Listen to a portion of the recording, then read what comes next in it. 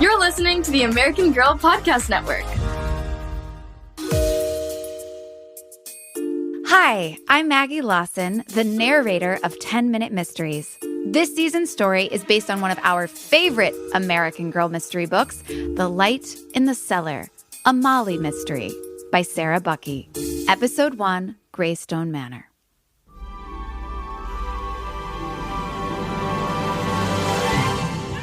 Bennett, heel! Good boy. Say, Emily, this stretch of road is nice and quiet. I think it's a good spot to practice your bike riding, don't you? Molly McIntyre asked.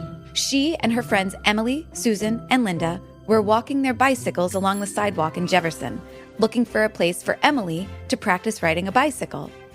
Before the war, Emily had lived with her parents in London. When the Germans began bombing London, Emily's parents had sent her to the United States to live with her Aunt Primrose in Jefferson, Illinois. When Emily arrived, her aunt was in the hospital with pneumonia. So Molly's mother had invited Emily to stay with their family while her aunt recovered. The girls shared Molly's bedroom, and they even got their puppies, Bennett and Yank, on the same day.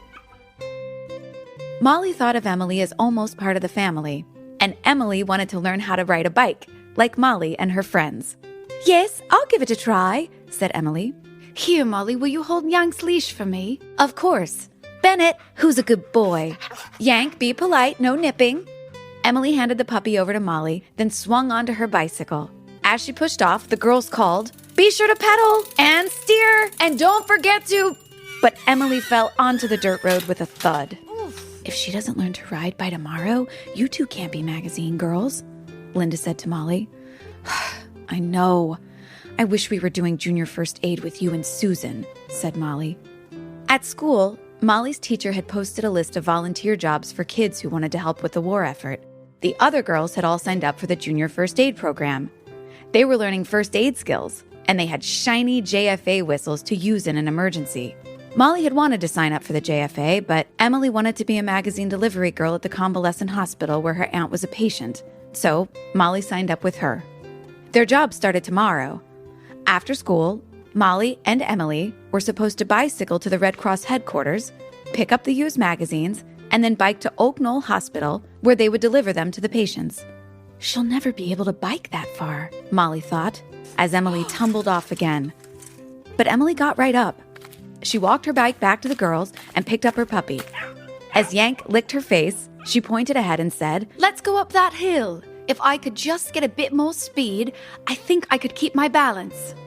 The puppies pulled eagerly at their leashes as Molly, Emily, Linda, and Susan turned onto Overlook Hill Road, which had big houses with long driveways and names like Pine Forest and Ridgely Park.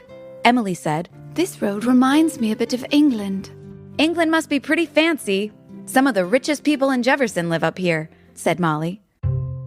Susan said, "We're getting close to that old mansion at the top of the hill.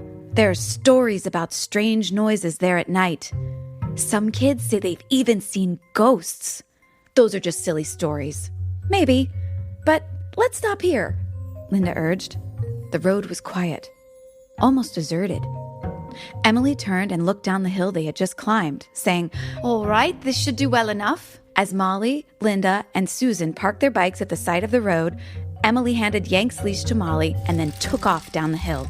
"Maybe this time it'll work," thought Molly, crossing her fingers as the bike picked up speed. Then Emily wobbled and fell over. "It's getting late. It'll be dark soon. Maybe we should go home," said Susan, as Emily pushed her bike back to the top of the hill. "No, we can't go. Not yet. I said I was going to learn how to ride today, and I will." Emily squared her thin shoulders, then jumped back on the bike and began pedaling hard. "Oh my gosh," said Molly, as the bike went down the hill faster and faster. When Emily disappeared around a bend in the road, Molly dropped the puppy's leashes and chased after the speeding bicycle with Linda and Susan on her heels. They found Emily lying in a ditch. Molly knelt beside her. "Are you okay?" "Yes, I did it. I pedaled and I steered." "But you haven't learned how to brake. You could have been hurt. And look at your leg." Blood trickled from a gash down the side of Emily's right leg. Linda grabbed a clean handkerchief from her pocket. "Here, let me help you. We're learning how to clean and bandage wounds in junior first aid," Linda said. Susan pulled out her shiny JFA whistle and asked hopefully, "Think we should signal for help?" Thank you, but I don't need help. Look, the bleeding is stopping already. Let's just go home now. Emily stood up. Together, the girls headed back up the hill to get the other bikes and the 2 puppies. They found the bikes just where they had left them, but the dogs had disappeared. "Oh no! Where did they go? Bennett, here, boy!" It's getting dark. We've got to find them. Yank, where are you? Come back! Desperately, the girls began calling. "Bennett! Yank! Here, boy!" I hear them. I think it's coming from over there. "Come on, let's go. We'll get the bikes on the way back." The girls hurried up the road, which went around a bend and suddenly ended at the top of the hill. Beside a driveway leading off to the left was a faded sign that said Graystone Manor, and beneath, in smaller letters, Courier. "We can't go down there," said Susan. Why not? Emily asked. Susan hesitated, then said, "Graystone Manor has been empty for a really long time. Kids used to go there on a dare, but not now." "Nobody goes there anymore," said Linda. "Not even on a double dare." "Hear that? The puppies can't be too far away now. Come on." "Don't go near the house," Susan warned, as Molly and Emily started down the driveway. Around a curve, Graystone Manor suddenly came into view. The mansion sat at the bottom of the driveway, surrounded by tall pine trees. As the sun set, turning the sky orange-red, the trees cast long shadows across the mansion. It looked dark and forbidding. Molly felt a chill go up her back. She cupped her hands around her mouth and called, "Bennett! Yank, where are you?" "Not so loud," said Linda. But why? You said nobody comes here anymore. You're not scared, are you? "Wait a minute. Somebody must be here. Look in the cellar. There's a light." Molly pointed, and the girls peered down at the mansion. A faint light shone in one of the small cellar windows, like an ember glowing in a pile of gray ashes.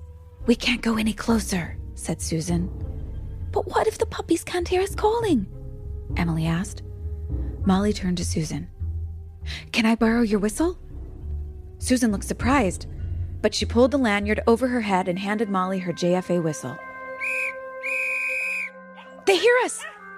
Bennett, here, boy! Come, Yank!" The puppies burst from the woods and bounded up the driveway, their tails wagging furiously. Molly grabbed Bennett's leash and picked him up, burying her face in his soft fur. "Oh, Bennett, I thought you were lost." "Let's get out of here," said Susan. She started back up the driveway and the other girls followed.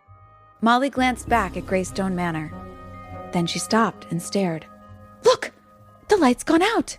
"Maybe it was just a reflection of the sun," said Linda, walking quickly toward the road. "I'm sure it was a light," thought Molly, looking back once more at the shadowy house. "I wonder who turned it off." But was it just the sun's reflection? Or is there someone staying in the abandoned house? Do you think Molly's instinct was right all along? Listen to next week's episode to find out just what happened in Graystone Manor and what item has suspiciously gone missing from the Red Cross. Episode 2, Where's the Sugar?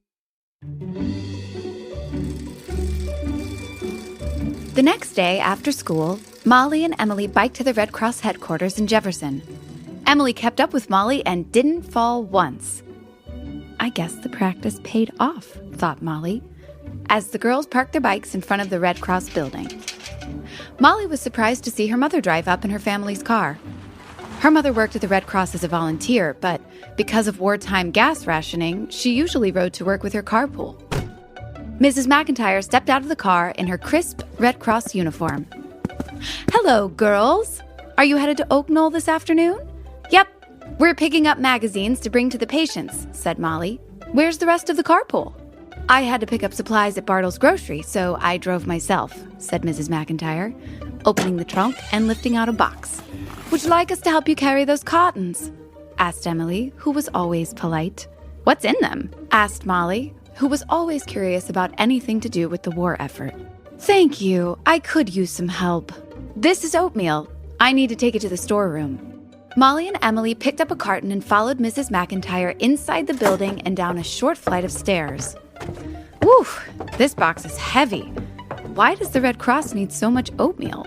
Asked Molly, as she and Emily followed her mother down a hallway in the basement. Because our troops love oatmeal cookies, and now we'll be able to make plenty of them for the Glennings Canteen on Saturday. The Glennings Canteen? What's that? Emily asked, and Molly explained that Glennings was a town near Jefferson with a busy train station. The Red Cross sets up a canteen, a sort of refreshment stand, at the train station for the soldiers passing through on their way to fight overseas. Different towns bring different kinds of food. Some bring sandwiches or snacks. Jefferson always brings cookies. Right, Mom? Yes, it's a tradition. Our volunteer bakers make hundreds of batches of cookies. It's our way of thanking the soldiers who are sacrificing so much for us, said Mrs. McIntyre, as she unlocked the door to the storeroom and turned on the light. It was a small, windowless room lit by a single bulb hanging from the ceiling. Shelves held neatly organized cans, jars, and sacks of food supplies. Mrs. McIntyre said, "Let's put the oatmeal back here, on the shelf below the sugar." "Where's the sugar?" asked Molly, looking around the dimly lit room. "Here."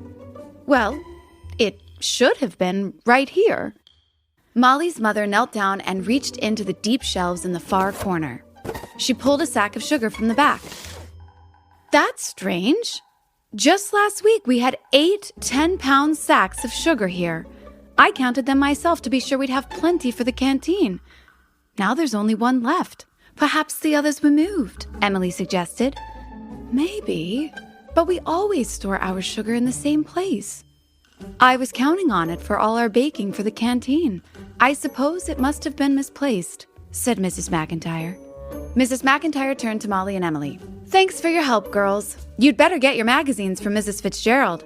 Good luck at the hospital, and please say hello to your aunt for me, Emily." Molly led Emily back up the stairs to the main desk, where a woman with red hair and a bun was answering questions and assigning volunteers to their work areas. Molly and Emily had to wait their turn. As they stood in line, Molly kept thinking about the sugar. Gosh, that's an awful lot of sugar to be missing. I wonder, do you think someone stole it? When I lived in London, I heard of people getting arrested for stealing rationed foods and selling them on the black market. My teacher said that committing a crime like that during wartime is like helping the enemy. "There's a black market in America too," said Molly. "The first time I heard about it, I thought it was a grocery store that was painted black." Then my sister Jill explained that black market means buying and selling things illegally. She says it's mostly in big cities, but it can happen anywhere. Molly glanced around the crowded Red Cross headquarters. Many of the faces were familiar, and she knew that all the volunteers were working hard to help America win the war. Nobody here would steal sugar for the black market, Molly told herself. That would be like helping the enemy. "Next," called Mrs. Fitzgerald. Molly and Emily stepped up to the desk and explained that they were supposed to deliver magazines to Oaknall. Mrs. Fitzgerald reached under her desk and pulled up 2 stacks of used magazines tied with twine. She said, "Here you are. When you get to the hospital, ask for Mr. Pritchard, the director. He'll tell you what to do." Molly and Emily carried the bundled magazines outside, put them in their bike baskets, and began pedaling to Oaknall Convalescent Hospital. As they rode along, they passed patriotic posters tacked up outside the Jefferson Town Hall. One poster showed a woman in an apron, making the home front pledge.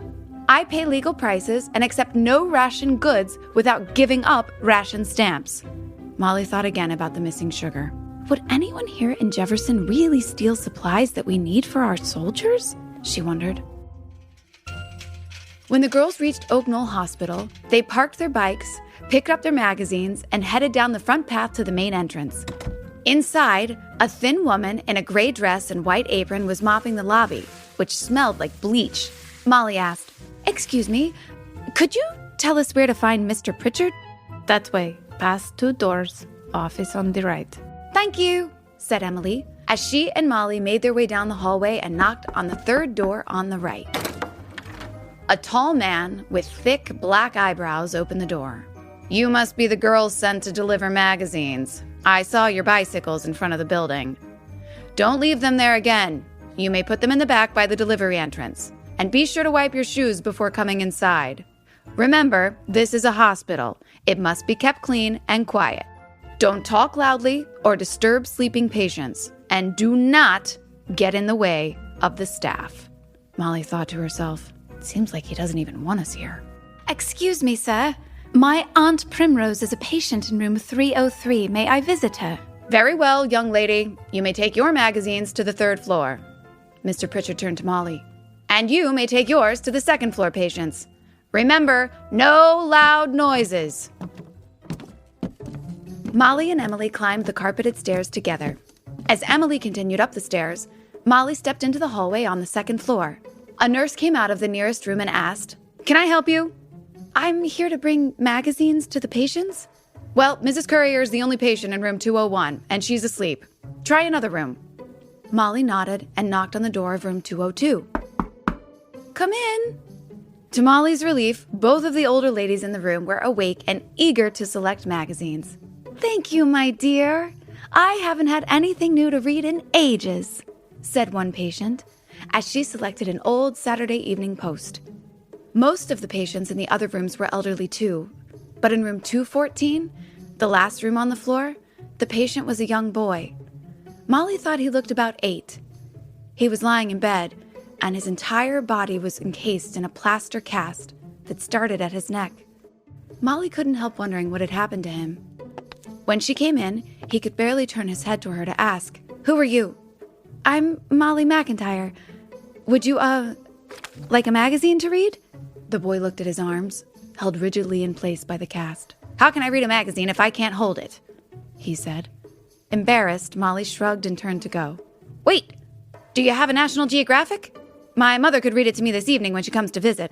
I'm training to be a spy, so I need to know all about geography." The boy looked so serious that Molly tried not to smile. She looked through her magazines and said, "No National Geographics today, I'm sorry.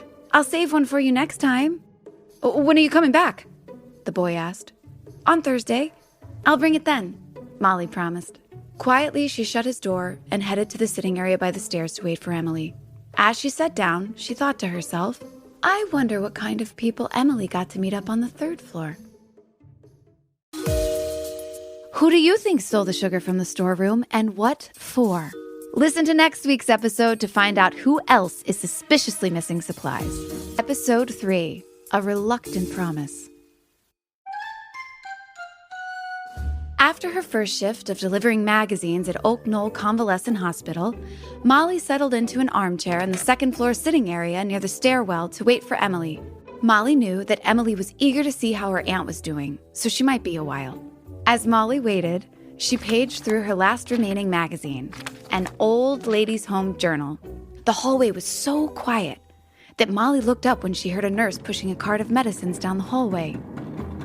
At the far end of the hall, a big man came out of a door, whistling cheerfully. He had a large sack slung over one shoulder, and Lawrence Laundry was printed on his shirt in large letters. He greeted the nurse in a booming voice.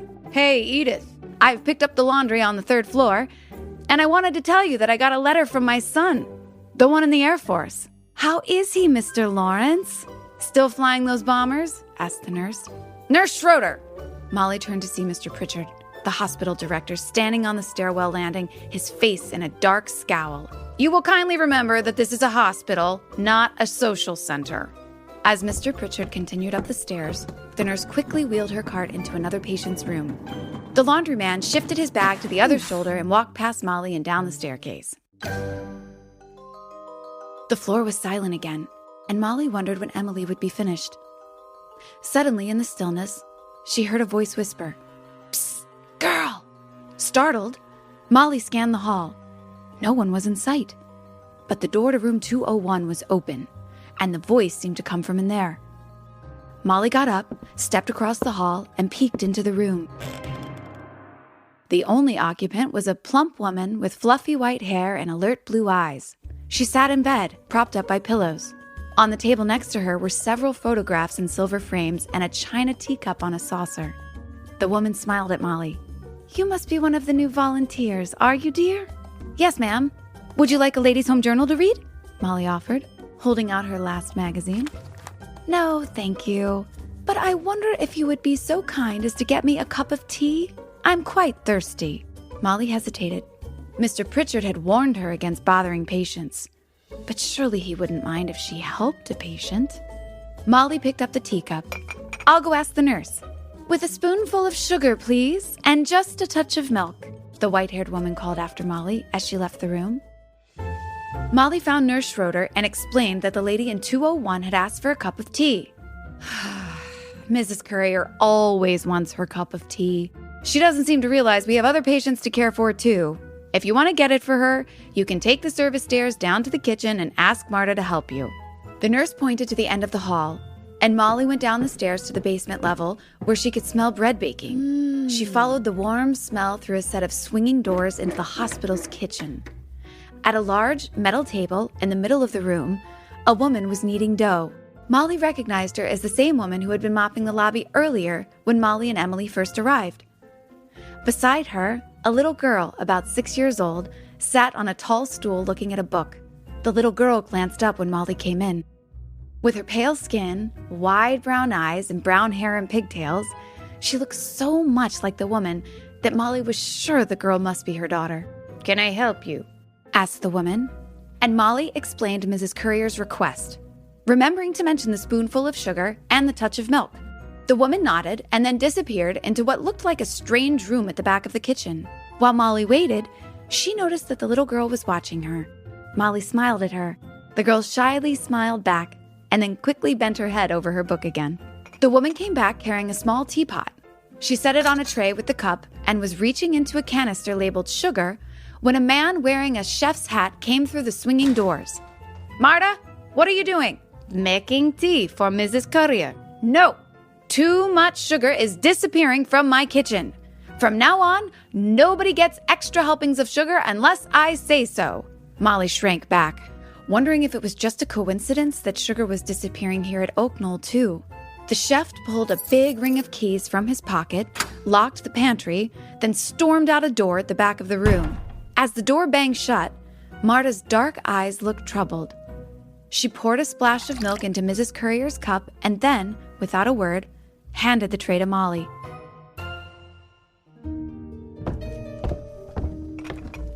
Carefully, Molly carried the tea tray up the 2 flights of stairs to room 201.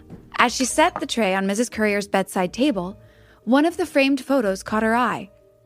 It showed a well-dressed couple standing in front of an elegant stone house. Molly peered closely at the picture. "Hey, that looks like Graystone Manor." "Yes, indeed. That's my late husband Trevor and me. That photo was taken almost 30 years ago. And that's my home, Graystone Manor. Do you live on Overlook Hill Road?" "Not exactly. I live on Oak Street," Molly replied. Overlook Hill Road was where the big fancy houses were. Oak Street just had normal houses, like Molly's.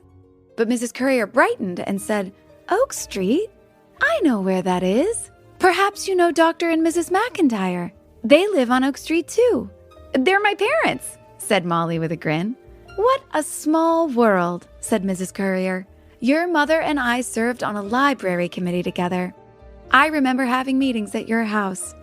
And your father is one of the finest physicians in Jefferson. You must be very proud of him." "Yes, ma'am, I am. He's in the army now, treating wounded soldiers in England," said Molly. Mrs. Courier nodded sadly. "Ah, so many things have changed with this war. My dear nephew is in the army, too. He's stationed somewhere in Europe, but he can't tell me where. All my other relatives now live far away, too." Mrs. Courier was silent for a moment, and Molly didn't quite know what to say next. What would it be like, she wondered, to be old and sick and all alone? Then Mrs. Courier put the photo back down on her bedside table and sighed. "It's been a long time since I've been able to go home.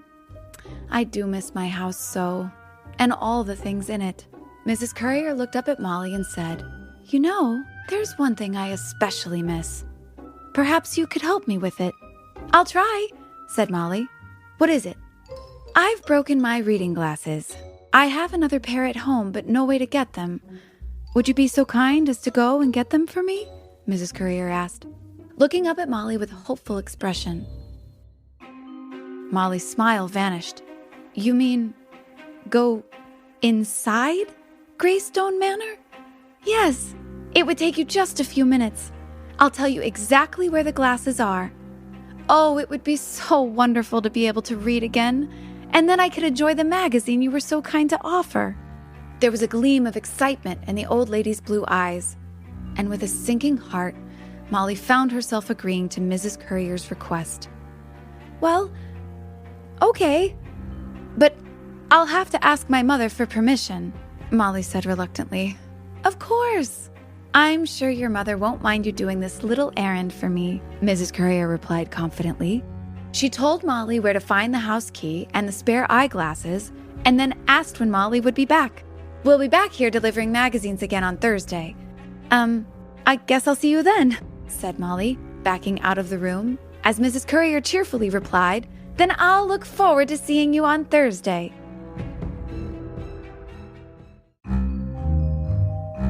Outside the room, Molly saw Emily waiting for her in the sitting area. Emily peered curiously at Molly. Is something wrong? You look rather ill. Shh, I'll tell you outside. As the girls left the building and crossed the lawn to their bicycles, Molly told Emily about her reluctant promise to Mrs. Courier. Oh no. She hoped Emily would offer to go with her to Graystone Manor, but Emily looked worried. It is rather lonely up there. A bit creepy, too. You wouldn't go at night, would you? Not a chance, Molly said with a shudder, wishing she hadn't agreed to the errand, but Mrs. Courier was counting on her. Molly swung onto her bike and began pedaling, wishing she could pedal away from her promise, but it stayed with her, sinking in with a sense of dread. Somehow, tomorrow, she would have to find the courage to visit Graystone Manor.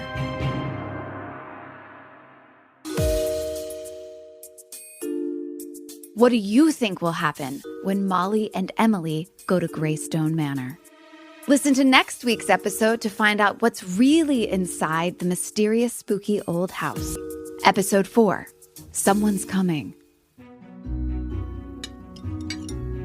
That evening at supper, Molly could barely eat a bite. Why did I ever tell Mrs. Courier that I'd go into her spooky old house? Molly muttered to herself as she picked at her cheese and soybean casserole. Now that meat was rationed, soybeans were often on the menu instead. Molly's sister Jill said they weren't fit for human consumption, but her mother said soybeans had plenty of protein, and she served them whenever meat rations ran low. Maybe her mother wouldn't allow her to go to Graystone Manor, Molly thought hopefully. She decided to ask her mother about it, but she couldn't get a word in edgewise because Ricky was going on about his training to become a volunteer plane spotter. As soon as I pass the plane spotter test, I'll work 2-hour shifts, where I'll look at every plane that flies over Jefferson. It'll be my job to say whether it has 1 or 2 engines, how high it's flying, and what direction it's heading, Ricky announced proudly. Molly's little brother Brad, who was 6, flew his toy airplane toward Ricky and swooped it over Ricky's plate. Zoom, zoom! Ricky looked at Brad's toy plane and said, That one there is a B-17 bomber. That's an American plane, so that would be okay. But if it was a German plane, I'd have to call in an alert. Then our guys would shoot it down before it dropped any bombs on us. Boom! Yelled Brad, pretending to drop a bomb on his dinner plate. Kabang! Ricky laughed, but Emily looked startled, and Molly remembered that Emily had lived through real bombings in London. That's enough, Brad and Ricky, said Mrs. McIntyre. She stood up and began clearing the plates. It was Molly's turn to help wash the dishes, so she carried her plate to the sink. As she filled the sink with sudsy water, Molly asked, Mom, did you ever find out where the missing sugar went? Well, 2 bags were given to another Red Cross chapter, and 1 bag was used to make refreshments for a blood donor drive. But I still don't know what's happened to the other 4 bags. And when we checked the other supplies, we discovered that we're also missing some coffee, cooking oil, and a few other things too. Molly frowned, remembering what the chef at the hospital had said about sugar disappearing from his kitchen. She told her mother about it and asked, Don't you think it's strange that sugar is missing from both places? Well, even with the best of intentions, people can become careless. A Red Cross volunteer might have taken the sugar for good reason and simply forgot to record it, said Mrs. McIntyre. Molly frowned. If there were 4 sacks of sugar missing, and each sack weighed 10 pounds, that meant 40 pounds of sugar was gone. That's an awful lot of sugar to forget about, she thought. Turning to her mother, she said, "Maybe thieves are stealing the sugar and other stuff so they can sell it on the black market." Her mother smiled and shook her head. "Don't let your imagination run away with you, Molly. It's true that sugar is more valuable now that it's rationed, but our volunteers are all trustworthy. I would never suspect any of them. I'm still hopeful we'll find the missing supplies somewhere. Meanwhile, I need to figure out how we are going to make all those cookies for the canteen on Saturday." As Molly washed and rinsed the dishes, she kept thinking about the missing sugar. She knew that the Red Cross headquarters was often busy with visitors and volunteers, and the storeroom wasn't always locked. Just about anyone could have taken the sugar, she thought. Then she remembered her errand at Graystone Manor and said to her mother, "Today, at the hospital, Mrs. Courier asked me to fetch her reading glasses at Graystone Manor. She told me where to find the key. Mrs. Courier says she knows you." "Yes, we served on the library committee together," said Mrs. McIntyre. "Mrs. Courier used to be a very active volunteer, always helping people and running charity projects. I didn't know she was in the hospital. Well, is it all right if I go to her house tomorrow? I mean, it'll be empty and all." Molly looked uncertainly at her mother, who paused a moment, then said, "I think you're grown up enough now to do an errand like that, Molly. Unless, of course, you don't want to." "I guess I don't mind," said Molly, although that wasn't exactly true. "All right then, you can go after school tomorrow. Just be sure you're home in time for dinner," said Mrs. McIntyre. Untying her apron and hanging it on a hook, Molly stood by the empty sink, a damp dish rag still in her hand. As she thought about going into Graystone Manor by herself, she remembered everything she'd ever heard about spooky old houses. With a shudder, she imagined spiders dangling from the ceiling and mice scurrying through the rooms. There might even be ghosts floating through the rooms at night, moaning softly. "No," Molly told herself firmly. "I'm not even going to think about ghosts." But as she put away the last cup and turned off the kitchen light, Molly remembered the eerie light she had seen in the cellar of Graystone Manor. Someone, or something, had turned off that light. And if it wasn't a ghost, what was it? The next day, Molly was prepared to beg Emily to go with her to Graystone Manor, so she was very relieved to learn that Emily had been planning to go with her all along. Of course. After school, the girls went home and gave their puppies a quick walk. It was cool and cloudy, and Molly kept hoping for a storm so fierce that she couldn't possibly be expected to go to Graystone Manor. But the sky refused to spill even a drop of rain. After they were done walking the puppies, Molly said, "I guess we'd better go." The girls pulled their bikes out of the garage. They pedaled past the park and up Overlook Hill. At the top, they parked their bikes and walked down the long, curving driveway. The house looked even more imposing than Molly had remembered. A dozen dark windows faced the empty lawn. Each window had a flower box, but all the flowers had died long ago. Now, just a few withered vines straggled down the stonework. Molly felt a shiver run up her spine. "I've got to be tough," Molly told herself. She pointed to a small 2-story building next to the house. "Mrs. Courier said that building used to be a stable, but now it's a garage. And that's where she keeps her spare key," she told Emily. The girls walked up to the garage doors. "This place has been empty a long time. There could be spiders everywhere. And mice," Molly warned. Emily took a step back, saying, "Mice don't really bother me, but I'm not at all fond of spiders. Shall we open the door with a stick and see what's inside?" Together, the girls found a long stick and pried open the door.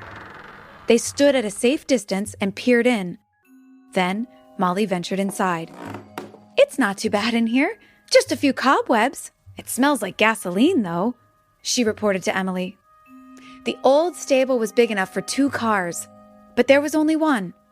An old black Packard covered in dust that looked as if it hadn't been driven in years. Shovels and rakes hung on a row of hooks. Molly searched behind the shovel on the last hook and found an old-fashioned iron key hanging on a length of twine, just as Mrs. Courier had described. "Got it," Molly said. The girls hurried out of the garage and over to the front door of the house. Molly inserted the key and jiggled it, and the lock gave way. She twisted the brass doorknob. The door swung open, and Molly and Emily stepped into the house. "It sure is dark in here," Molly said, as they walked past a book-lined study, a music room with a grand piano, a large parlor with a sofa and a fireplace, and a dining room with a table that looked big enough for 20 people. The house smelled musty. I don't think anyone's been here for quite a long time, said Emily, as the girls began to climb the shadowy staircase. Mrs. Currier said her glasses are in her bedroom, in the top drawer of her writing desk, said Molly.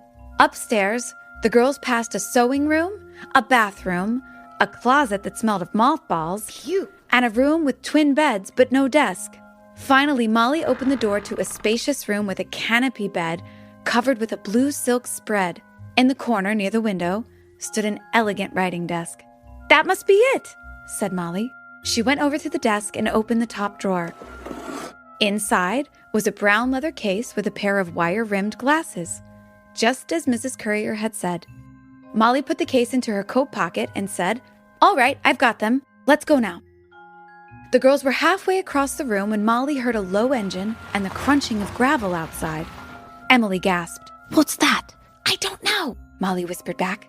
The sound was getting louder. Molly went to the windows, lifted a corner of the silk curtain, and peeked outside. A black truck was driving toward the house. Molly dropped the curtain as if it were on fire and whispered, "Someone's coming!"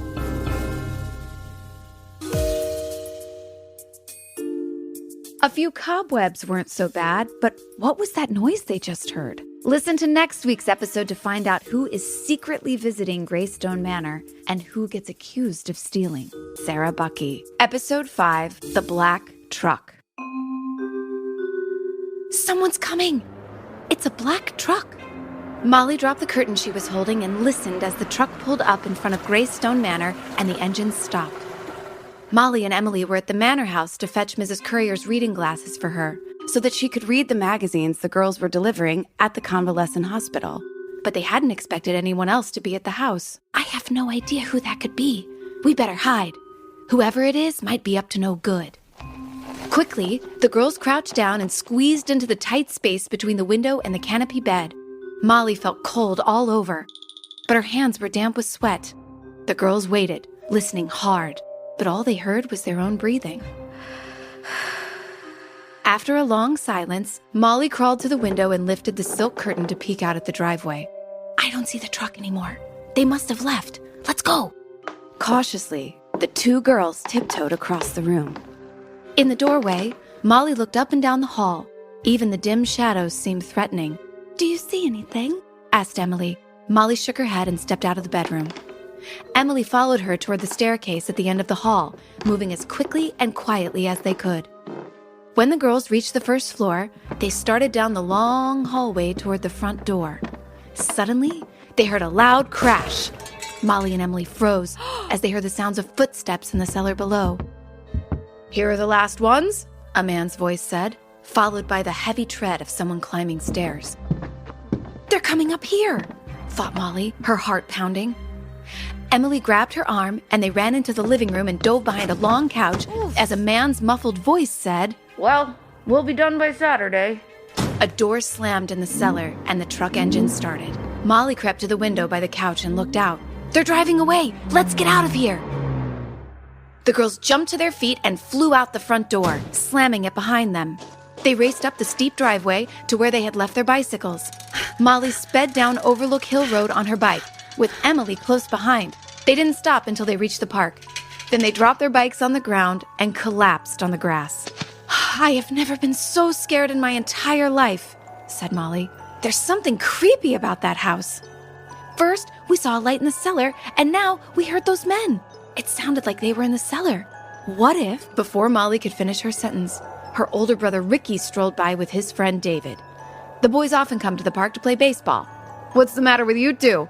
You look like you've seen a ghost or something," said Ricky, casually tossing a baseball into the air and catching it with his mitt. "It was worse than a ghost.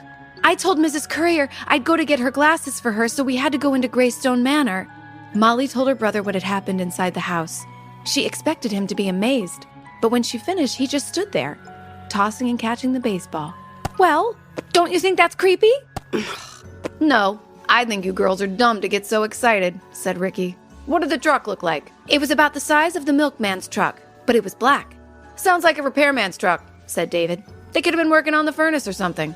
Yeah, some repairmen came and worked in the cellar, and then they left. Big deal. Ricky shrugged, and the two boys turned away and went to play ball. Molly turned to Emily. Do you think it was just a repairman? No, I don't. But I can't quite say why, Emily replied. Molly nodded. Suddenly she looked up, her eyes bright, and said, When we looked out the window, we didn't see the truck in the driveway, so we thought it was gone. But it must have still been there because later we heard the men in the basement. And then I saw the truck driving away. So if the truck was still at the house, but it wasn't in the driveway, it must have been in the garage. So only the people who live in the house park in the garage. Repairmen would park in the driveway. But if it wasn't a repairman, who was it? And why were they parking in the garage? I don't know. It's like they were trying to hide their truck. Perhaps it was a friend of Mrs. Currier Coming to check on the house, Emily suggested. But Molly shook her head. If she has friends who visit the house, then why did she ask me to get her glasses for her? Molly reached into her pocket to be sure the glasses were still there. She felt the leather eyeglasses case and something else too. Oh no! What is it? Molly pulled out a large iron key hanging from a piece of twine. I forgot to leave the key. I suppose we have to take it back, don't we? Said Emily, staring at the key as if it were a snake poised to bite. Molly looked up at the darkening sky. Not now. It's too late, and it's going to start raining any minute. I promised we'd be home for dinner. We can take it back tomorrow after school. But tomorrow we're going to Oak Knoll Hospital again, said Emily. Then we'll take it on Friday, said Molly. And we should look around a bit. Something strange is going on at that house. And I want to show Ricky he's not as smart as he thinks he is. After school on Thursday, Molly and Emily picked up their magazines at the Red Cross and rode over to Oak Knoll. Inside the gleaming hospital, a nurse in a starched white uniform was striding quickly down the hall, and the man from Lawrence Laundry was delivering stacks of crisply ironed sheets. The nurse eyed Molly and Emily as if they didn't belong there. The girls hurried up the stairs to the patients' rooms. Molly found that many of the patients remembered her and were pleased to see her. She had saved a copy of National Geographic for the boy in room 214. I've already read that one. Don't you have any others? No, I'm sorry. That's the only one I have. Do you want a time instead? As the boy nodded, Molly noticed how thin he was. He asked, Will you read me an article about the army? My dad's in the army somewhere in England right now. So is my dad, said Molly. I suppose I could read you one article. Molly read him an article about the war in Europe. After she finished, the boy told her his name was Philip. He was 8 years old, and when he grew up, he was going to be a spy. I'm going to sneak behind enemy lines and find out everything they're doing. I know everything that goes on at this hospital right now. I even know someone who's breaking the rules. I bet you'll make a great spy someday, Molly told him as she left his room and went over to the next patient. Molly saved Mrs. Currier's room for last. When she showed her the eyeglasses case, Mrs. Currier beamed. She put on the glasses and picked up a magazine. Bless you, my dear. Before it was all just a blur, but now I can read every word. I can't thank you enough. You're welcome. My friend Emily helped me, but I'm sorry, I forgot to lock the door and leave the key when we left. We were, in a hurry. Oh, dear. Could you go back and lock it this afternoon? Mrs. Currier asked, looking concerned. But it was getting late, and Molly did not want to go back to Graystone Manor in the dark. I can't go back today, but I can go tomorrow. Molly hesitated and then asked, Mrs. Currier, does anyone else live at Graystone Manor? No, not anymore. There was a nice couple, the Swensons, who served as my housekeeper and chauffeur. They lived in the apartment over the garage, but when I became ill, the house had to be closed up, and the Swensons took a job elsewhere. I do wish I had someone keeping an eye on the property. If no one is living at the house, who was there yesterday? Molly wondered. She didn't want to worry Mrs. Currier, but she felt she had to risk another question. Is it hard to get repairs done on the house? I mean, if no one is living there, she asked. Mrs. Currier shook her head. I've given up on worrying about repairs right now, dear. That will all have to wait until I'm well enough to go home. So Ricky was wrong, Molly thought with a flash of triumph. It wasn't repairmen. Then she felt a chill of fear. If it wasn't repairmen driving that black truck and coming into the basement of Graystone Manor, then who was it?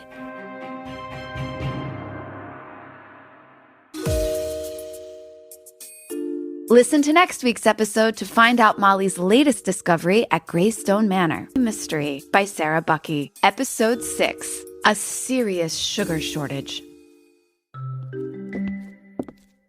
Molly sat beside Mrs. Courier's bed at the Oak Knoll Convalescent Hospital, wondering whether she should mention the black truck she had seen at Graystone Manor. Although she didn't want to worry her, Molly hoped that Mrs. Courier might be able to explain what the truck was doing there. But before Molly could say anything more, Nurse Schroeder came in with a tray of medicine. Mrs. Courier smiled at Molly. "Why, a cup of tea would certainly make this medicine go down nicely," she said, looking hopeful. Nurse Schroeder told Molly, "You can go down to the kitchen and ask for some tea." "And just a sliver of cake to go with it, please," Mrs. Courier called, as Molly left the room. She hurried down 2 flights of stairs to the hospital kitchen. The hallway outside the kitchen smelled like fresh-baked cornbread.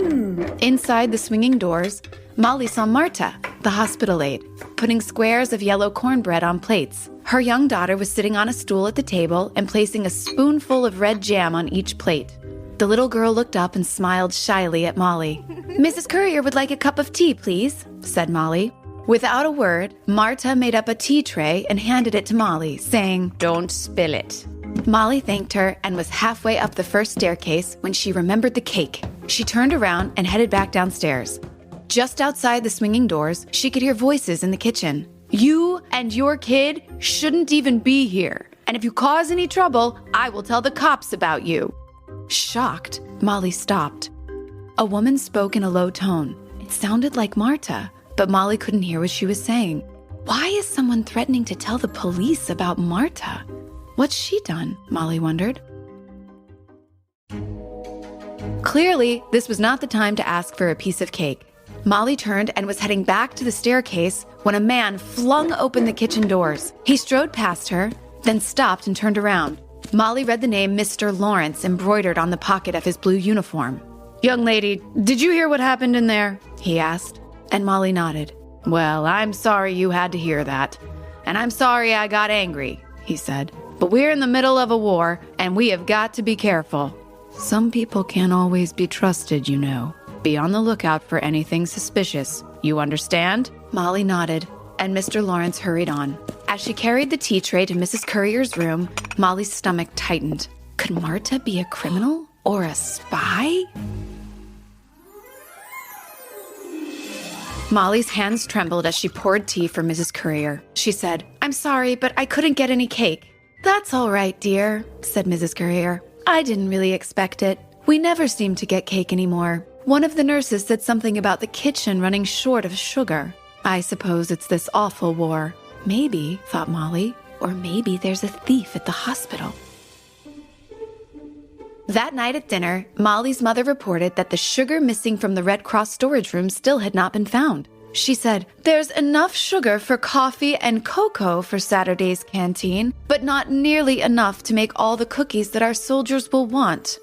"Maybe the soldiers could fill up on sandwiches, and you could skip the cookies," suggested Molly's brother Ricky, with his mouth full. "No, we can't do that," said Jill, Molly's teenage sister, who volunteered at the Red Cross.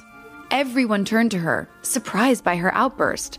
Jill went on, her face flushed with emotion. "I've heard soldiers at the hospital talking about our cookies.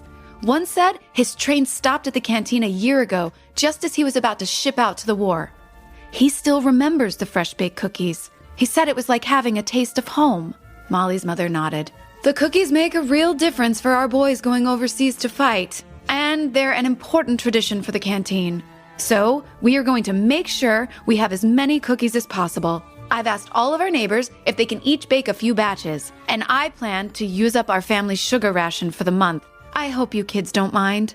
"The soldiers need it more than we do," Molly said stoutly. "Thank you, dear. Your father would be proud of you," said Mrs. McIntyre with a smile.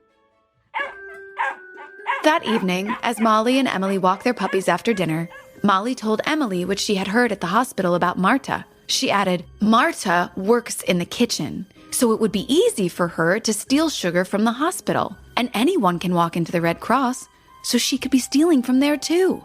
Auntie Prim says Marta is quite nice, said Emily, looking doubtful. Does your aunt know her? Asked Molly.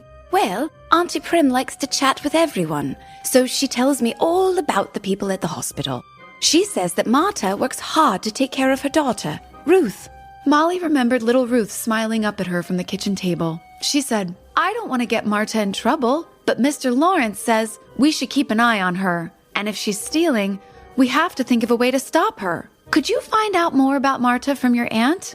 I'll try, said Emily. Auntie Prim asked me to visit her tomorrow and stay longer. Since I won't be delivering magazines, I'll ask her about Marta. Good, said Molly. The sooner we find the thief, the sooner we can return the sugar. What about you, Molly? Don't you have to return the key to Graystone Manor tomorrow? Can you do it if I'm not with you? Molly's insides tightened.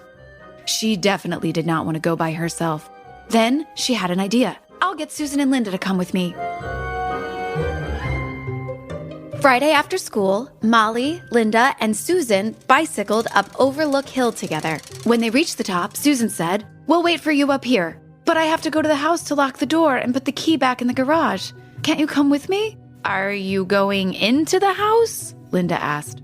No, but, well, I was hoping we could look into the cellar through the windows. Maybe we could find out where that light we saw was coming from, Molly told them. Susan shook her head, looking horrified. Molly, what if a ghost made that light? I don't want to go anywhere near a ghost. You can look around if you want to, but we're staying up here, Linda said firmly. Susan took the lanyard and whistle from around her neck and handed them to Molly. If you get into trouble, blow on this whistle. We'll hear you, and we'll go get help. Molly headed down the driveway alone, her heart pounding. She locked the front door of the house and then went to the garage. She opened the door and peered inside, but there was no sign of a black truck, just the dusty old Packard. The dim garage looked the same as it did when Molly was there before, but the odor of gasoline was stronger than before. It sure smells like someone is using the garage, Molly thought, as she hung up the key. She pulled the garage door shut behind her and looked up to the top of the driveway, where Linda and Susan had been waiting. But no one was there. Linda! Susan! Where are you?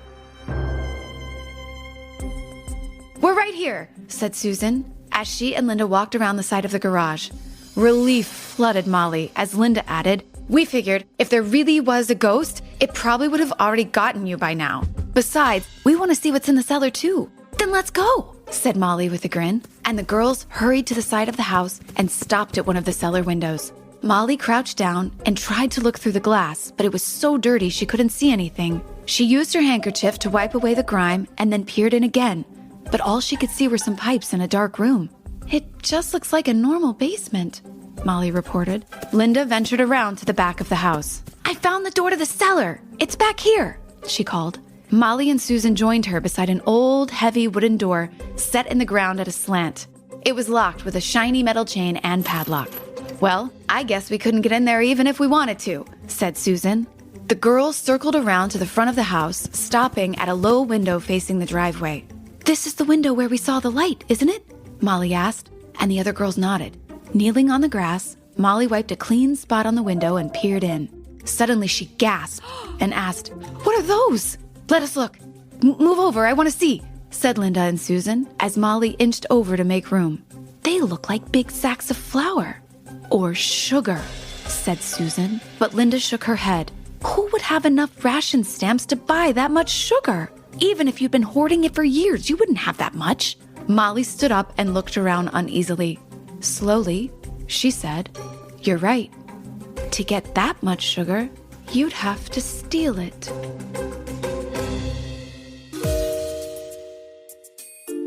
What are all those missing sugar bags doing in the basement at Graystone Manor? Listen to next week's episode as Molly discovers a new potential suspect in the case. Bucky. Episode 7, Suspicious. Molly biked home fast, eager to tell Emily what she had seen at Graystone Manor. She found Emily in the backyard with Yank and Bennett. As Molly settled herself on the grass beside them, The puppies tried to climb all over her and lick her face. Okay, boys. Here, go fetch. Molly picked up a stick and threw it across the yard.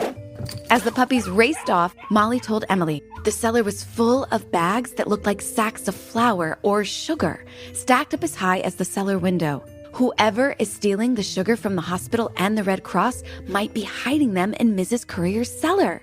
Molly expected Emily to be impressed by her detective work, but Emily shrugged. You know, my parents keep all sorts of things in our cellar. At least they used to before. Emily's voice broke, and Molly knew she was remembering the bombings in London. Quickly, Molly asked, "How did your visit with your aunt go?" "Not well at all. I never even got to see her. As I was parking my bike, I saw Mr. Pritchard about to drive away in his truck, but then he asked what I was doing there. I told him I had come to visit my aunt. He said I could come only during visiting hours unless I was working as a volunteer, and Friday visiting hours don't begin until 7 o'clock tonight." "He's so mean," said Molly.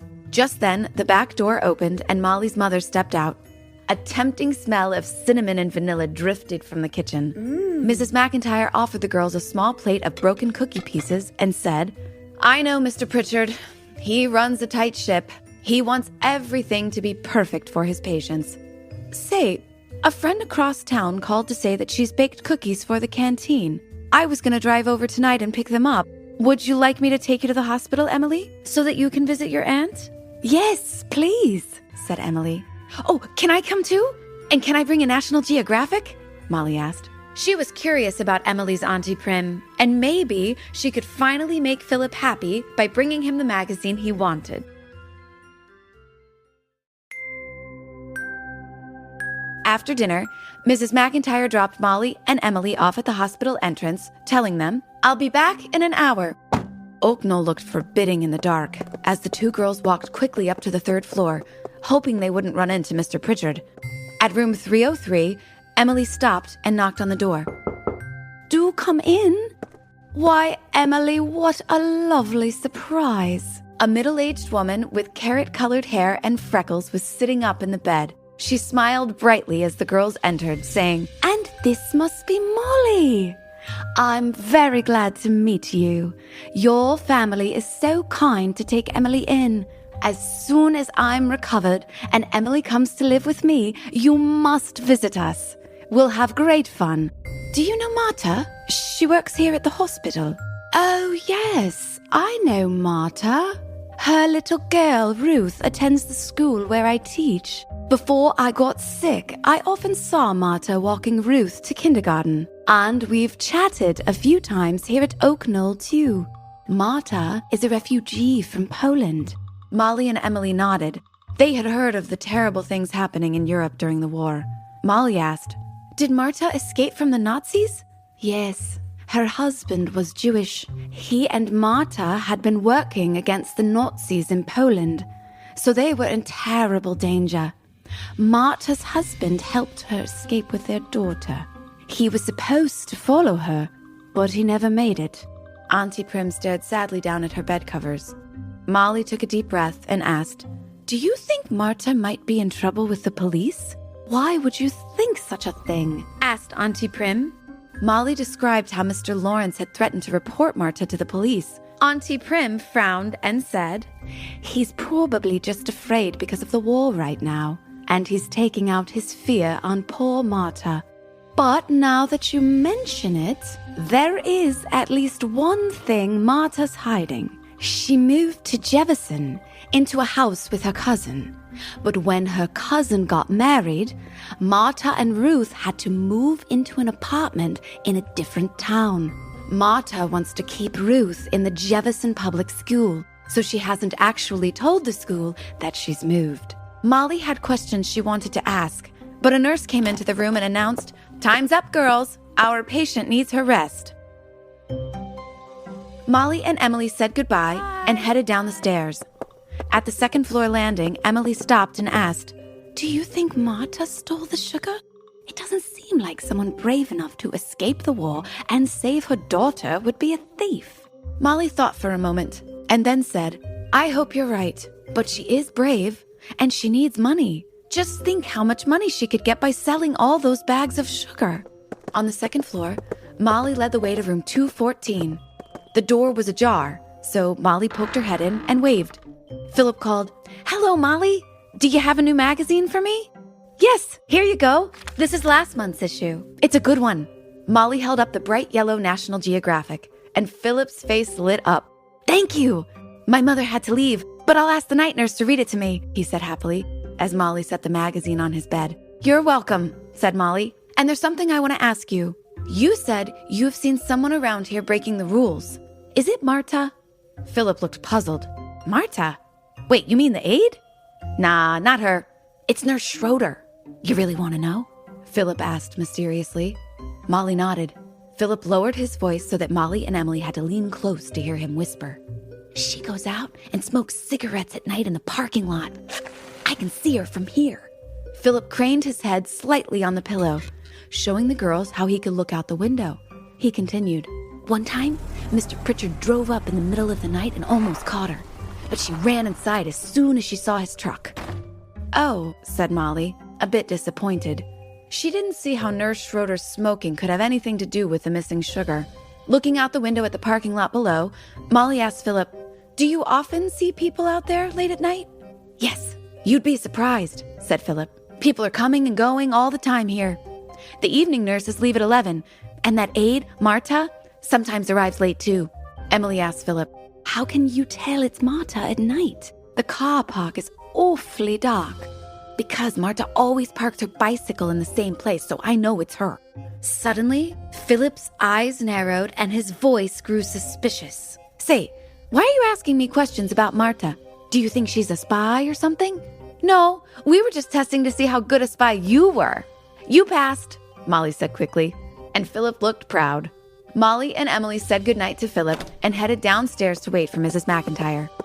"Isn't it strange that Marta works so late at night?" But before Emily could reply, Mr. Pritchard burst through the hallway door. The girls shrank back as he hurried past them and down the stairs that led to the kitchen. Suddenly, Molly thought of something. "Philip said that Mr. Pritchard came here in the middle of the night, in a truck. And didn't you say he was driving a truck when you came here earlier today?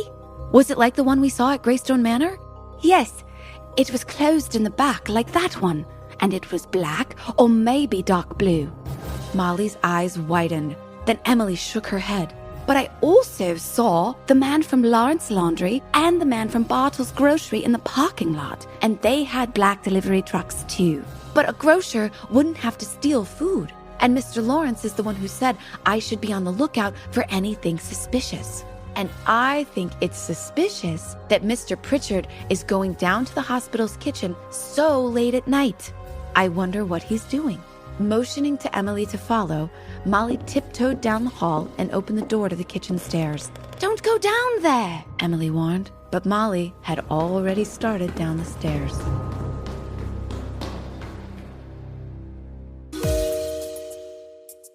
Mr. Pritchard has been acting a bit suspicious, don't you think? Listen to next week's episode to find out what else Molly discovers after heading downstairs at Oak Knoll Hospital. Episode 8, A Prime Suspect.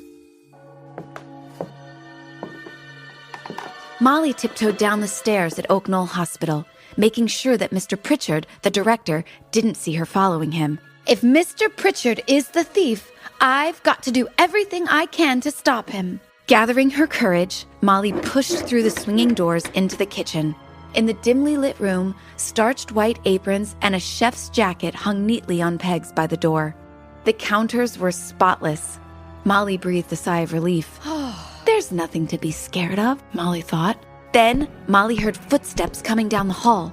The pantry door was open, so she ducked inside. Molly pressed herself against the shelves and listened as someone entered the kitchen. She held her breath as footsteps approached the pantry, worrying, what if it's Mr. Pritchard and he finds me here? Suddenly, the pantry door closed tight, and Molly heard a key turn the lock.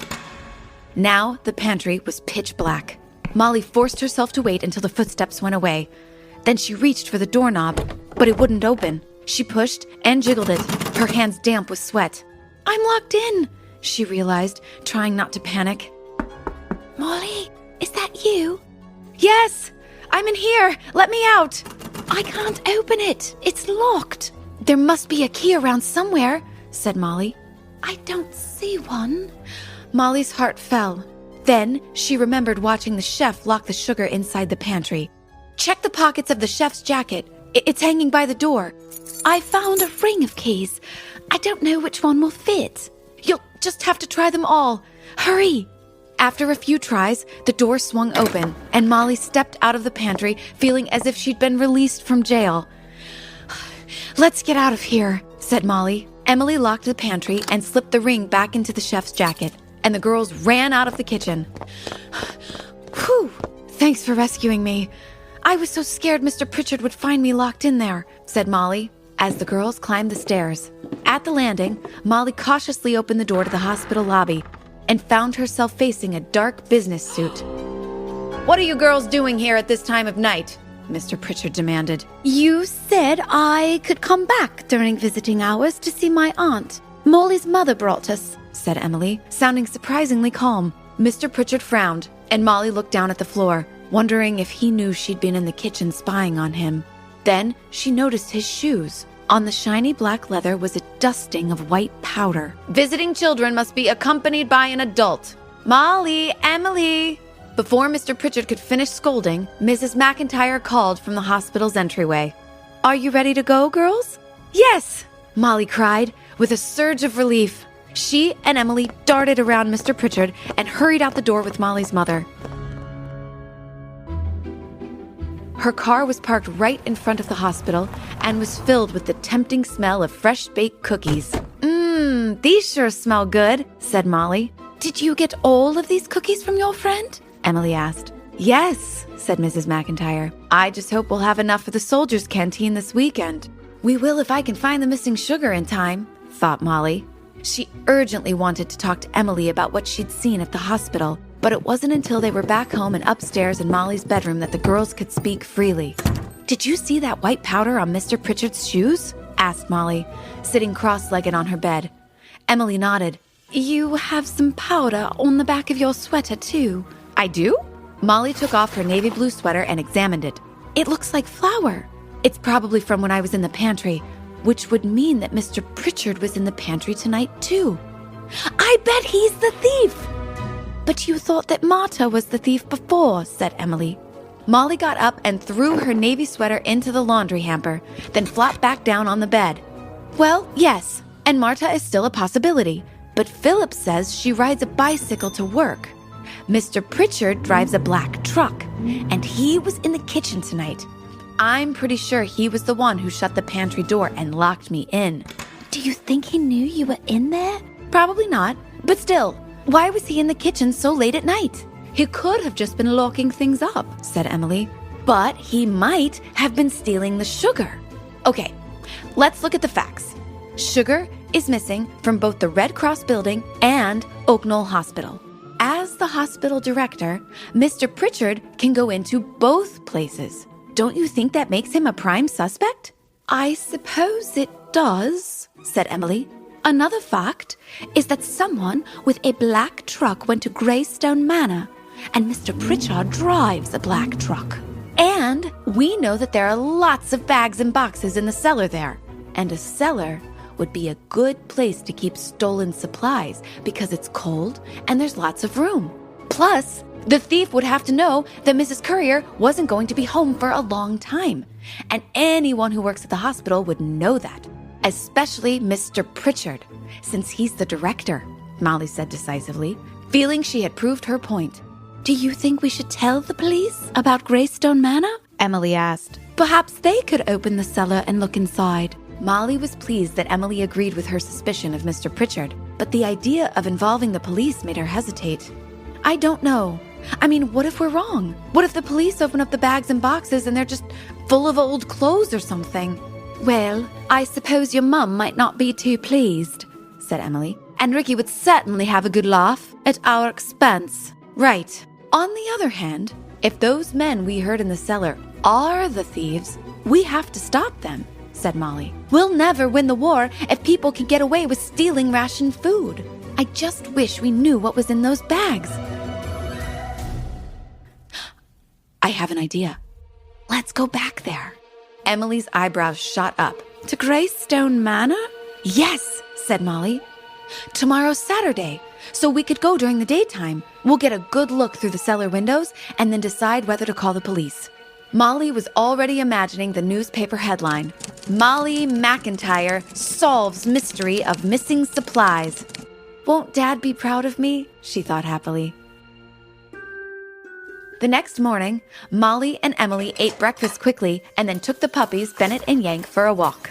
When they returned, Molly told her mother that she and Emily were going to ride their bikes. She didn't mention their plan to visit Graystone Manor, but Mrs. McIntyre shook her head. I'm sorry, Molly. I'm going to be working at the canteen all day, so I need you and Emily to stay here and take care of Brad. All day? Asked Molly. Until 5 o'clock. Then Jill will be home from the hospital and she can take over. Where's Ricky? Can't he do it? Molly asked. He's at the plane spotter training today, her mother replied. I'll see you when I get home tonight. Goodbye. As Mrs. McIntyre left for the canteen and Jill and Ricky left for their volunteer work, Molly grumbled. Everyone else gets to help win the war and I have to stay home and babysit.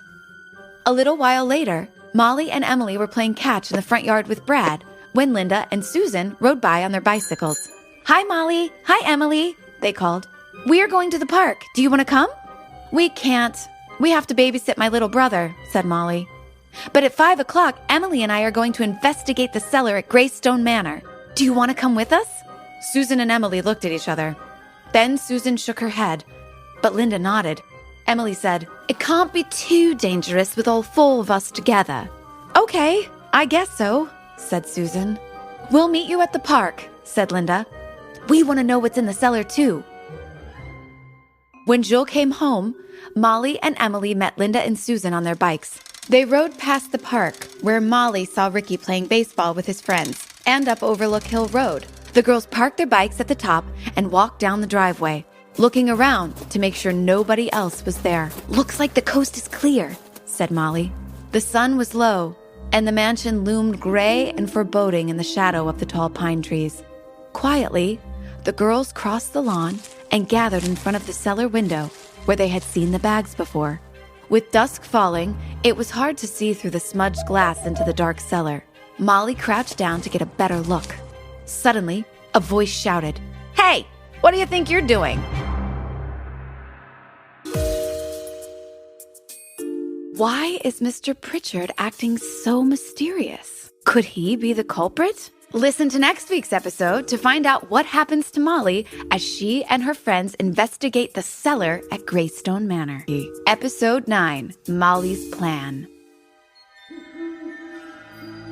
Molly jumped and whirled around, her heart pounding wildly. Who was shouting at her? Emily, Linda, and Susan, who were with her at Graystone Manor, also turned to look. There, at the bottom of the long driveway, stood Molly's brother Ricky and his friend David. They were walking toward the girls and laughing. Ha! Scared you, Ricky shouted. Did not, Molly snapped, flushing with annoyance. Did too. Say, what are you drips doing up here anyway? Looking for ghosts? No. And it's none of your beeswax, so... It's gone, Linda burst out. What's gone? Asked Ricky, elbowing his way to the cellar window. The stuff that was here, said Linda. Look! Molly, Emily, and Susan crowded around the window. Peering in, Molly could see just a few sacks and boxes stacked in one corner of the shadowy room. But most of the sacks that had been there before were missing. What's going on? David asked. Susan told him that yesterday they had seen lots and lots of sacks in the cellar room, but now there were only a few left. Maybe you're just looking in the wrong place, said Ricky. The kids went around the house and checked all the other cellar windows, but there were no sacks to be seen. Molly said, The thieves must have taken them somewhere.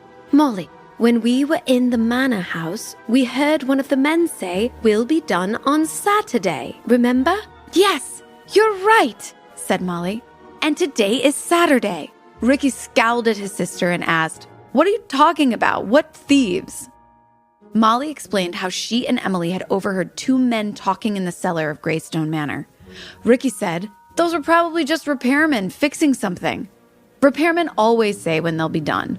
No, you're wrong, said Molly. Mrs. Courier owns Graystone Manor, and she told me she isn't having any repairs done here while she's in the hospital. She said nobody comes here. Nobody's making deliveries or repairs. But Emily and I both saw the truck and heard the men in the cellar. Ricky was silent for a moment. Finally, he said, "Well, even if they weren't repairmen, that doesn't mean they were thieves. You don't know for sure that the stuff in the cellar was stolen. But we do know that supplies are missing from the Red Cross and from Oak Knoll," said Molly. "And most of the things that were here yesterday are gone now. And today is Saturday, the very day the men said they'd be done. So they might be coming back for the rest of their stuff tonight," Emily pointed out. Molly expected her brother to make fun of their theory, but for once, Ricky looked serious. "Let me get this straight," he said. "You think that the men you saw in the black truck are thieves, and they're coming back here tonight to get the rest of the stuff they're hiding in the cellar?" "Well, I'm not sure," Molly admitted. "But yeah, I think so." "Then we'd better get out of here before they show up," said Susan, looking scared. "You're right," said Ricky. "Let's go." The kids all ran as fast as they could up the long driveway and hopped on their bikes. They flew down Overlook Hill Road at top speed until they reached the park. Ricky and David rode to the oak tree at the corner and then stopped. Molly heard him say, "It'll be like plane spotting, only we'll be watching for a truck instead of airplanes." "What will be like plane spotting?" asked Molly, excited that she was finally doing something important for the war effort. Ricky explained that he and David were coming back to the park after dinner. "We'll hide near the baseball diamond," he said. "If we see a black truck go up the hill, we'll follow it. We'll watch what the guys in the truck do," David added. "If they take any stuff out of the cellar, we'll bike home and call the police." "Wait a minute, what about us?" said Molly. "I mean, if it weren't for Emily and Linda and Susan and me, you wouldn't even know about the black truck or the stuff in the cellar. We're the ones who've done all the detective work, so we should be the ones to watch for the truck tonight." "Forget it. You're too young," said Ricky. "And besides, who ever heard of girl detectives?" "Ahem! What about Nancy Drew?" said Susan. "She's a girl detective, a famous one." "We mean real ones," said David. "Yeah," said Ricky. "When have you ever seen a girl detective in real life?" Molly thought hard. Then she said, "With so many men away fighting the war, women are doing all kinds of jobs in factories and offices and even the military. And they are good at them. Why shouldn't they do detective work too? Besides, it isn't fair that you get to follow the truck and not us, right?" she asked, turning to her friends for support. But Linda shook her head. "My mom doesn't want me riding my bike after dark." "Neither does mine," said Susan. Even Emily looked doubtful. "I'm not sure I could ride a bicycle fast enough to chase a truck," she admitted. Ricky crowed. "See, girls aren't meant to be detectives. We'd better go home for dinner. I want to get back here as soon as I can." "It's not fair," Molly thought as she pedaled furiously home. "I have got to do something. But what?" At home, Jill had fixed macaroni and cheese and carrot sticks for dinner. Ricky wolfed his down and then hurried out the back door. Jill called, "Where are you going, Ricky?" "Out," he shouted from the back porch. Jill jumped up from the table and went after him, and Molly could hear them arguing. A few minutes later, Ricky and Jill came back into the dining room. Ricky looked at Molly and demanded, "Tell Jill about the stolen supplies. She doesn't believe me."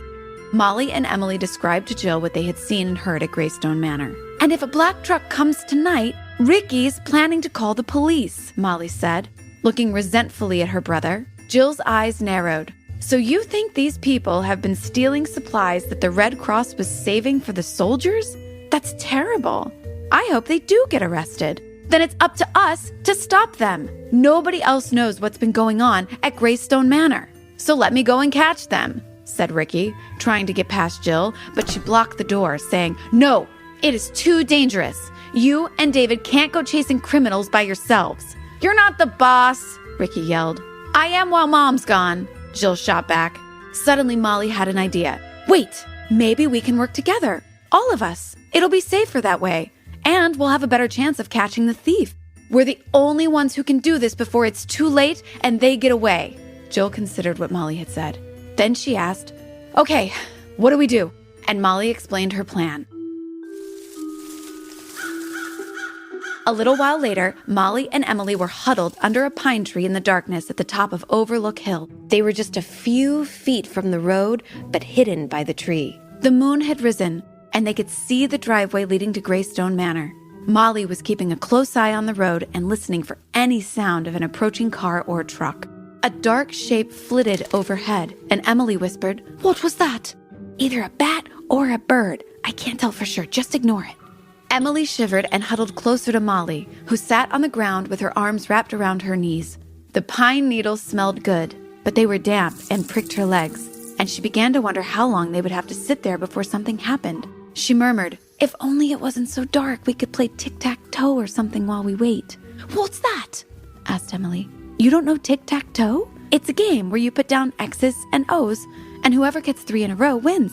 "Oh, you mean noughts and crosses? Of course I know how to play that." "Noughts and crosses? You sure have funny words for things over there in England," said Molly. "English is our language, you know. You Americans are the ones with the strange words." Emily clutched Molly's arm. "Hear that?" Molly felt her heart pounding inside her chest. She stayed very still as the unmistakable sound of a truck came closer. Then she could see it. There were no headlights shining, but the outline of the black truck was clear against the night sky. The girls watched in frozen silence as it stopped at the top of the hill and then turned into the driveway of Graystone Manor.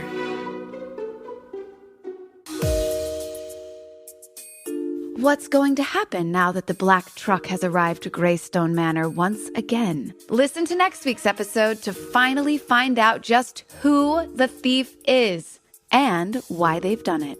Episode 10, To Catch a Thief. Hidden beneath a pine tree at the top of Overlook Hill Road, Molly and Emily watched a black truck drive slowly down the driveway to Graystone Manor. Although it was nighttime, the truck's headlights were off, as though the driver didn't want to be seen. As soon as the truck disappeared around a curve, Molly and Emily jumped up and ran down the road toward the park. About halfway down, Molly stopped, pulled out Susan's junior first aid whistle, and gave 3 short blasts. "They heard us!" Molly exclaimed, and she and Emily continued running. When they reached the park, Linda and Susan were waiting for them by the oak tree on the corner. "We heard your whistle. Did the boys hear it too?" Molly asked breathlessly. Ricky and David had been waiting halfway between the park and the McIntyres' house. It was their job to ride their bikes to the McIntyres and tell Jill to call the police. "I hope so," said Susan. "If they didn't, the plan won't work."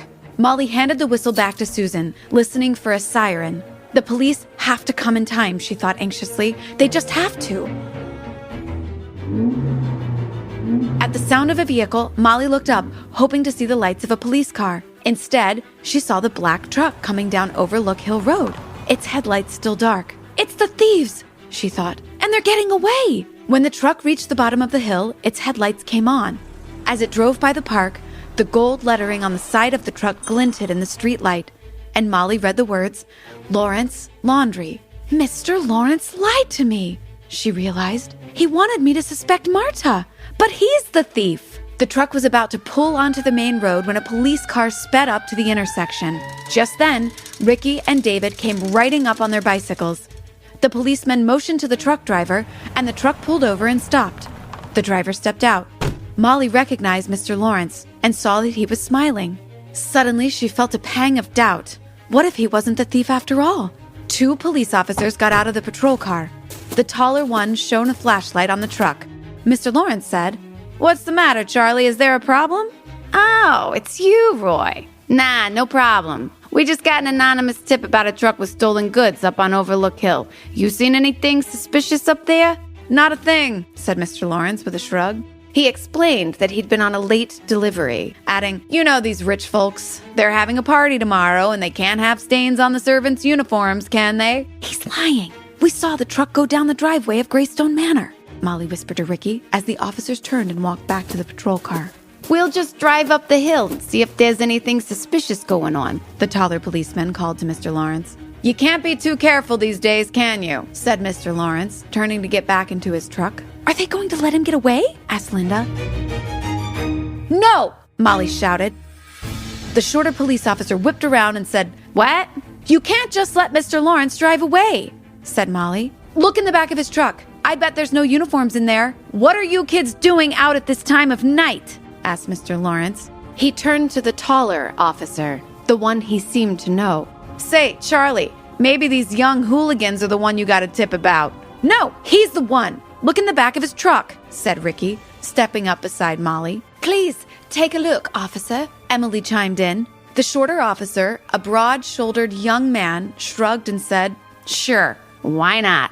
Before Mr. Lawrence could protest, the officer opened the back of the truck. Molly held her breath while he shone his flashlight inside and gave a long, low whistle. Those sure don't look like uniforms to me, he said. Not unless they're packing them in sugar bags these days. Suddenly, Mr. Lawrence took off running across the park. The young officer sprinted after him and tackled him, sending him sprawling on the grassy field. The kids cheered as the officer pulled Mr. Lawrence to his feet, handcuffed him, and led him to the patrol car.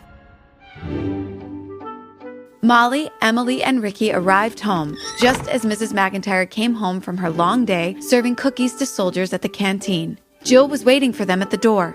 Before Mrs. McIntyre could ask why they were all up so late, Jill said anxiously, Did the police get there in time?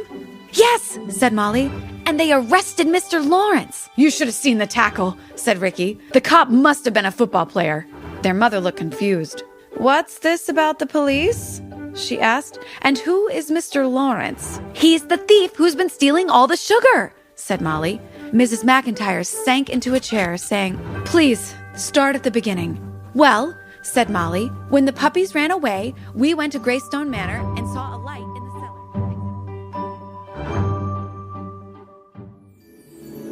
After school on Tuesday, Molly and Emily biked together to Oak Knoll. Molly took her magazines to all the second-floor patients, remembering to keep the National Geographics for Philip. She saved room 201 for last. Come in, dear, Mrs. Courier called. You won't believe the excitement I've had. It seems the police discovered that our very own Mr. Lawrence, the laundryman, has been stealing things to sell on the black market. His brother was helping him, and they were storing the goods in my cellar. Isn't that shocking? Molly tried to look surprised and said, Yes, ma'am. I just wish I had someone living in the chauffeur's apartment on my estate to watch over the manor while I'm away. What about Marta? She's been looking for an apartment, said Molly. Why, Marta would be an excellent caretaker. She's so devoted to her daughter and always willing to make me a cup of tea. Mrs. Courier paused and looked hopefully at Molly, who smiled and said, I'd be glad to go get you some tea. Thank you, dear. And please ask Marta to come to my room so I can talk to her. Molly hurried down to the kitchen. As Marta prepared a tea tray, Molly told her about the apartment. And Mrs. Courier wants to talk to you about it right now. Marta nodded eagerly, and Molly followed her upstairs, excited to tell Emily the good news about Marta. But at the first floor landing, Molly saw Emily walking out the back door. That's odd, thought Molly. She didn't even wait for me. Molly went out to the parking lot where Emily was standing by her bike. Are you all done with your deliveries? Asked Molly. Emily nodded. She handed Molly a shiny new junior first aid whistle, saying, Here, Mr. Pritchard gave us these. He heard we helped catch the thieves, and he's very grateful. He also said he's glad that we work at his hospital. Golly, that was nice. I'm sorry I ever suspected him, said Molly. Molly, Auntie Prim is going home tomorrow, so I'm moving into her cottage this weekend. I won't be able to work at the hospital with you anymore. I'll give you back your bicycle. Thank you for letting me borrow it. Molly felt her face grow hot. Emily doesn't even care about saying goodbye, she thought. She won't even turn around and look at me. After a moment, Molly said, Well, let's go home. I mean to my house. Emily nodded, still looking away. But as she turned to get on her bicycle, Molly saw a tear run down her cheek. Emily, what's the matter? Molly asked. Oh, Molly, I'm glad Auntie Prim is better, but I shall miss being at your house very much. I've always wanted to have a sister like you, and your family has been so kind. But Auntie Prim is still weak, and she needs my help with things like cooking meals. That's why I won't have time to volunteer here at the hospital with you anymore. Molly sat on her bicycle seat, her feet planted on the ground, but her mind spinning. It wouldn't be nearly as much fun being a magazine girl all alone. But if I stop, she thought to herself, then who will bring Philip National Geographics? Or get tea for Mrs. Courier? Molly looked at Emily and said, "Wait, I have an idea. Why don't we both keep coming here on Tuesdays and Thursdays, and then afterward, I'll go to your aunt's house with you. I know how to cook hot dogs and beans, and macaroni and cheese, and I can help you clean up too. If we do it together, it won't take nearly as much time."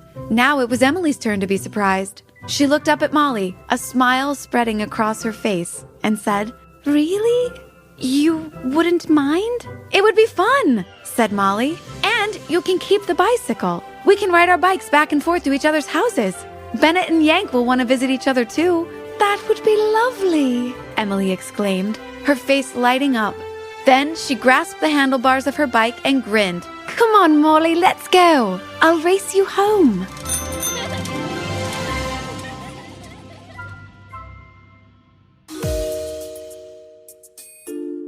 Wow! It was Mr. Lawrence all along, and he almost got away with it too. Good thing Molly and Emily were there to step in and stop him. And thank you for all of your help in solving this case. Thank you so much for listening to American Girl's first season of 10-Minute Mysteries. We hope you've enjoyed this adventure as much as we have. Stay tuned for more exciting cases and mysteries to solve coming soon.